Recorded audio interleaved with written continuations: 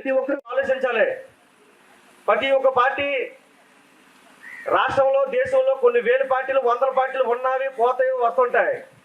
నీతి నిజాయితీ అయిన party Janasena party.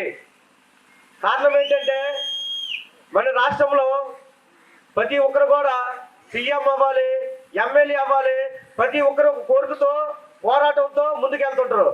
మన నాయకుడు మాత్రమే రాష్ట్రం బాగుండాలి, సెకండరీ సీఎం ఎమ్మెల్యే అనుకుని డిసైడ్ చేసే నాయకుడు పవన్ కళ్యాణ్ గారు.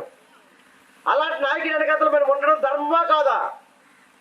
ఈరోజు మనందరికీ తెలిసిందే, సుమారు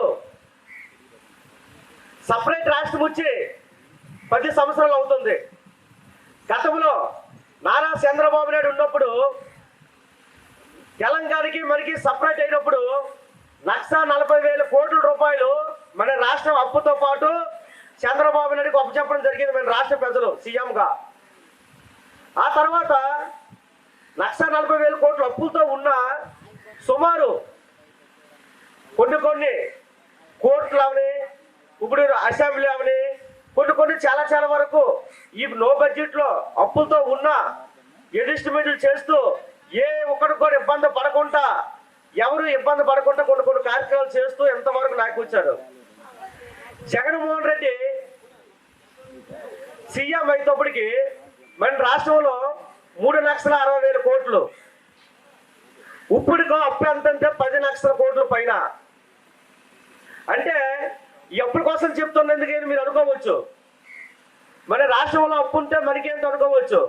ప్రతి ఒక్క ధర, పెట్రోల్ నుంచి డీజిల్ నుంచి తినే ఫుడ్ కాడి నుంచి ప్రతి రైస్ బ్యాగ్, నూనె, అలాగే ప్రతి ఐటమ్స్ కూడా మరి రోజుకి మనకి ఏం కావాలో మార్నింగ్ లేసాక ప్రతి ఐటమ్స్ మీద, ప్రతి దీని మీద కూడా రేట్లు పెరుగుతుంటాయి. కారణం ఈ 10 లక్షల కోట్లకి వడ్డీ 40,000 కోట్ల పైన కట్టవలసి వస్తుంది. కాబట్టి మరి చదువుకున్న పిల్లలకి ఒక డిగ్రీలో ఇంటర్లో పెద్ద చదువులు చదివిస్తాం, మనము కూలి పని చేసుకునేనైనా. ఎందుకు? వాళ్ళు జాబులు వచ్చి మనకేదో భవిష్యత్తులో మనం చూస్తారని. ఈరోజు మనందరికీ ఒకసారి ఆలోచించండి, చదువుకున్న వాళ్ళకి జాబులు లేవు, అలాగే ఎవరో చదువుతుంటే పాపం గుజరాత్ లేకపోతే బెంగళూరు, హైదరాబాదు ఎక్కడెక్కడికి వెళ్ళి జాబులు చేసుకుంటారు.